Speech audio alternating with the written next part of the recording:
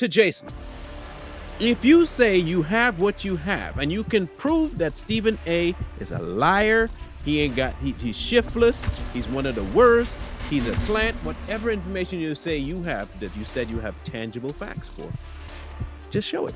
And Stephen, the cocky, the anger, the rage, bro, he might have said something that pissed you off. I get it. I really do. You've allowed another man to infuriate you so much that you've stepped out of yourself to behave like somebody else.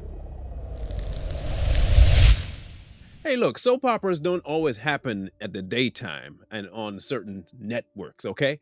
Soap operas can happen in any arena, and we have one a brewing, okay? This time, it's not The Young and Restless, and it's not As the World Turns, and it's not The Bold and Beautiful.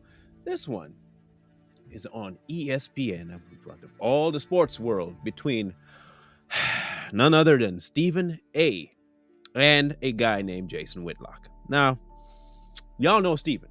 Okay, you have to know Stephen. He's one of the most outspoken individuals on ESPN. Okay, like you can hear his voice from across the plains if it needed be, right? Jason, on the other hand, is more of a laid back, I wouldn't call him necessarily a critical thinker, but he gives you a little bit of meat to chew on. Stephen knows his sports, and Jason knows his stuff. He does his research. Okay, good. Now we have the two players on the field. Let the hilarity commence. Now, recently, well, let me backtrack. Not so recently, Jason and Stephen had a little tiff, and Jason went after Stephen, and Stephen retaliated, and then there was a lull, and it's back again. Like I said, soap opera, it's a really good episode this time. We're in season 2.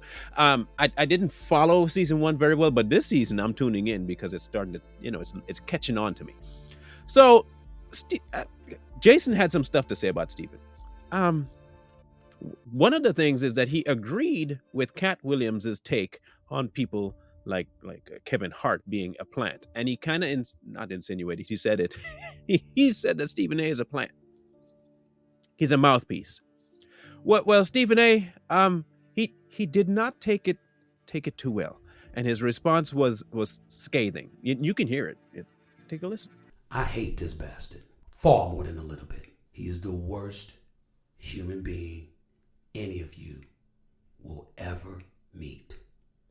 You get within a mile of his presence. Wrap your arms around yourself to protect your soul. He is Cain. He is a devil. The worst. I will not speak about this piece of shit again. Now, there's a lot of anger there. I can't tell somebody how to react to an insult, and I can't tell somebody how to react to someone speaking about them. But in my opinion, just my opinion, it was a little bit much. Can I say much? There's a lot of anger there, Stephen. So here's my question. Was any of it true as to why that reaction was so visceral, or because it wasn't true that the anger was so present? And Jason, if you do have the information that you say you have, like you say in this clip here, bam. To Stephen A. Smith and Shannon Sharp, like, y'all can come at me if you want to, but I will drop these facts on y'all. Because I know it all, because my journalistic instincts and just willingness to research. And so Stephen A. Smith wrote, or had someone write, because Stephen A. Smith can't write, had someone write a memoir, Straight Shooter. And he shouldn't have done that, because I've read it. If you go look at Stephen A. Smith's narrative, many people, including myself, that know Stephen A. Smith's narrative is like, this makes no sense. This dude could barely write. Had editors at the Philadelphia Inquirer that had to rewrite everything.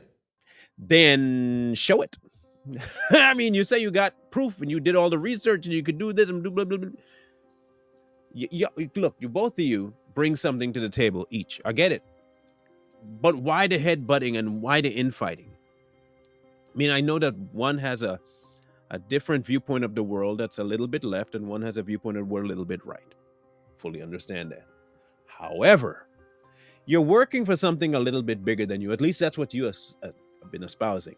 You're here for the next generation. You're here for the people. You're here to give information. You're here to help. This isn't helping either one of y'all. I'm going to be honest to both of you, and it's because I'm not going to pick sides on this one. I'm going to give some I can't call it old head advice because I'm not one yet. I'm getting there. I'm going to give you some advice. The fighting that you guys are doing now looks more childish than it does adult. That's one. And two, it's not going to get you anywhere in the resolution category, like at all.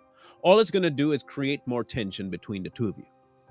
And that who's going to be the ones that's going to end up paying? The people that you say that you care about, both athletes and spectator.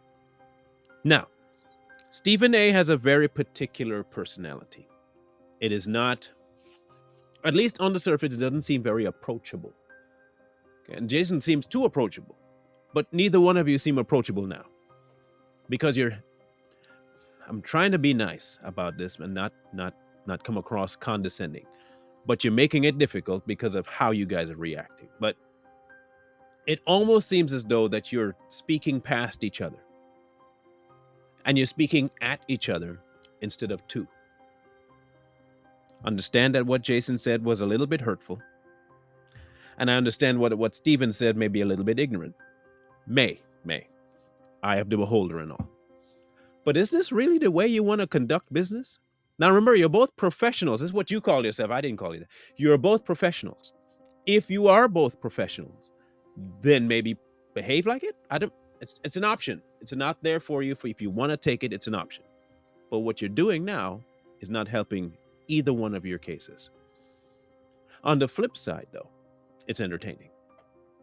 That we get it. So it could end up being that you guys are both doing this for the entertainment factor. We don't know. We really don't know. But for the things that are being said, I think the feud is a little ridiculous. And I think you guys need to come to a position where you say you're both professionals and need to sit down and talk about it. You may not want to, or you sever all ties and never speak about each other again. So here's my question to both you, Stephen A., and to you, Jason. Why? What is the point? Now, to Jason, if you say you have what you have and you can prove that Stephen A. is a liar, he's shiftless, he's one of the worst, he's a plant, whatever information you say you have that you said you have tangible facts for, just show it. That way it's not hearsay.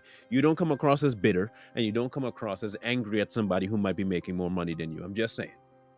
And Stephen, the cocky, the anger, the rage, bro, he might have said something that pissed you off. I get it. I really do. But your retaliation, especially when you start your message off as, I don't normally do this, then stop doing it. Jason Whitlock.